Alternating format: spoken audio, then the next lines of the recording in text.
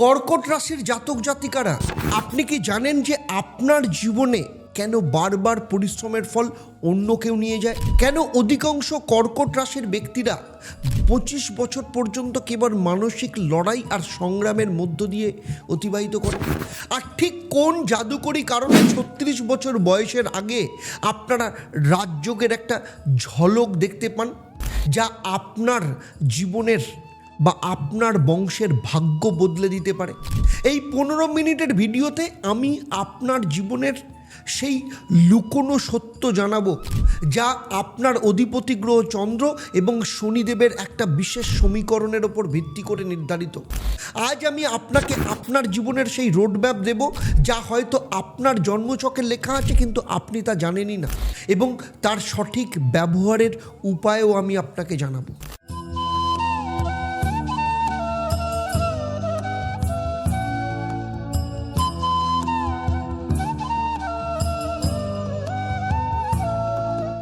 ওম হরি ব্রহ্ম। নমস্কার, আমি জ্যোতিষগুরু আচার্য দেবদত্ত। শুধু পশ্চিমবঙ্গ বা ভারতবর্ষ নয়, সারা পৃথিবী জুড়ে রয়েছে 1.5 লক্ষের ওপর স্যাটিসফাইড বা সন্তুষ্ট ক্লায়েন্ট, এবং দীর্ঘ 28 বছরের প্রফেশনাল এক্সপিরিয়েন্স থেকে আজ আমি আপনাদের সাথে আপনার জীবনের মেগা টার্নিং পয়েন্ট নিয়ে আলোচনা করতে চলেছি। আমার এই আলোচনা আপনার জন্মরাশি বা লগ্নের ওপর ভিত্তি করে, কারণ আপনি কর্কট রাশির জাতক জাতিকা হলেও অন্যদের থেকে আপনার জন্মছক আলাদা। সেখানে নবগ্রহের অবস্থান, আপনার হাত এবং আপনার বাস্তু, এই সমস্ত কিছুর ওপর নির্ভর করে যে আপনি কতটা ফল পাবেন কিংবা কতটা ফল পাবেন না। তাই আমার এই আলোচনার মধ্য দিয়ে যদি আপনার মনে হয় যে আমি যা বলছি সেটা আপনার জীবনের সাথে মিলছে না, তাহলে বলবো আপনার ক্ষেত্রে দুটো রাস্তা: হয় আপনি কাউকে দিয়ে আপনার জন্মছক, আপনার হাত বাস্তুটাকে বিচার করিয়ে নিন, অথবা চলে আসুন শনিবার দিন 6:30টায় থাকি আপনাদের সাথে লাইভ ফোন ইন অনুষ্ঠানে। সেখানে সরাসরি জেনে নিন আপনার জীবনের আসল সমস্যাটা কোথায় এবং তার সমাধানের রাস্তা কী। তাহলে চলুন শুরু করি আপনার জীবনের টার্নিং পয়েন্ট। আজকে আমার এই মেগা আলোচনায় থাকছে নাম্বার 1, কেন 25 বছর বয়সে আপনার সংগ্রামের দিনগুলো শেষ করার প্রথম ধাপ শুরু হয়। নাম্বার 2, 36 বছর বয়সের আগে কোন অভাবনীয় সাফল্য আপনার দরজায় কড়া নাড়ে। নাম্বার 3, আপনার জীবনসঙ্গী কেন মাঝে মাঝে রেগে যায় এবং কিভাবে আপনারা আদর্শ দম্পতি হয়ে উঠবেন। নাম্বার 4, আপনার সন্তানেরা কেন আপনার বার্ধক্যের সবথেকে বড় খুঁটি বা সাপোর্ট হয়ে উঠবে। দেখুন, সাফল্য একা আসে না, কিন্তু সেই সাফল্যের সিঁড়িটি আজকে আমি আপনাকে চিনিয়ে দেব। আর আপনি যদি কর্কট রাশির জাতক জাতিকা হন, তাহলে আগামী 15 মিনিট আপনার আগামী 15 বছরের মানসিক শান্তি, আর্থিক সমৃদ্ধির পথ বদলে দেবে। চলুন তাহলে বিস্তারিতভাবে জেনে নিই।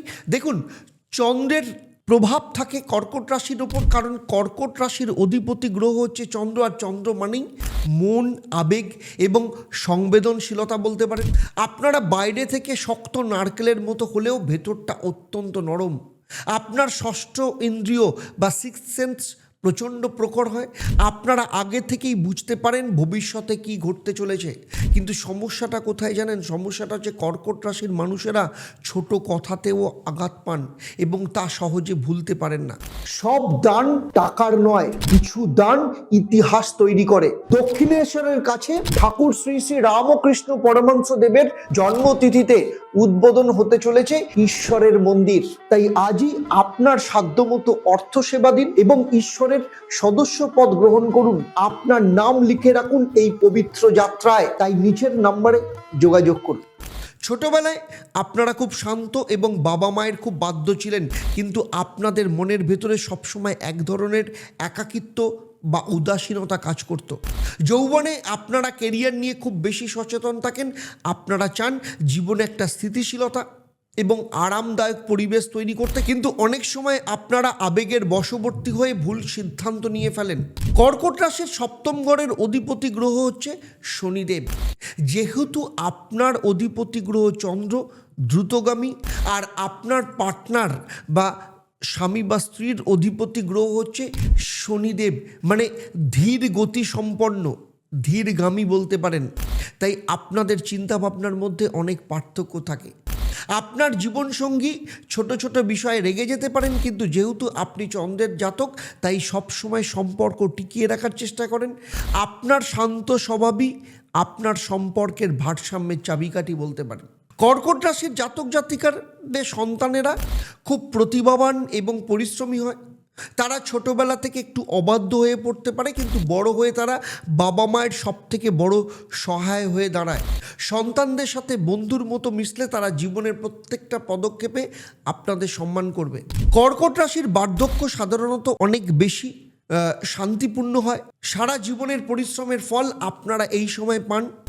বার্ধক্যে অতিরিক্ত দুশ্চিন্তা আপনাকে কিন্তু ছাড়তে হবে।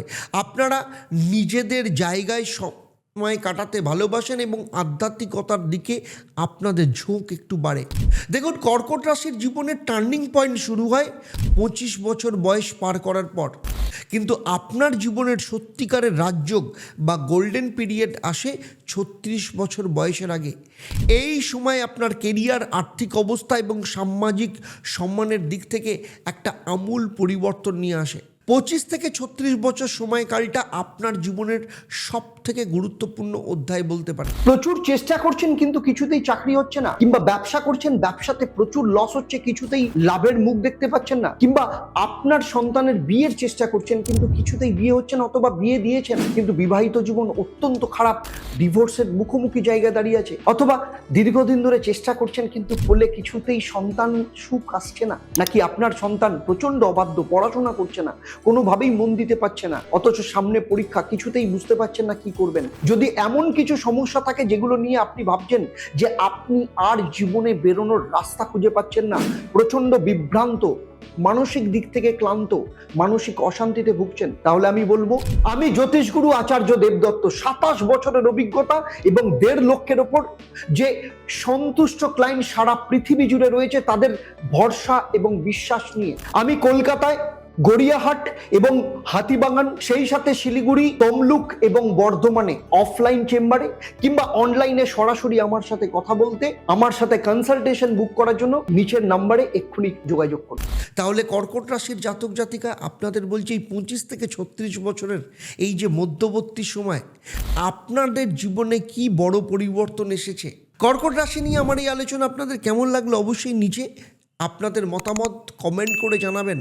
আর যদি ভালো লাগে কি করবেন, অন্যদের শেয়ার করবেন।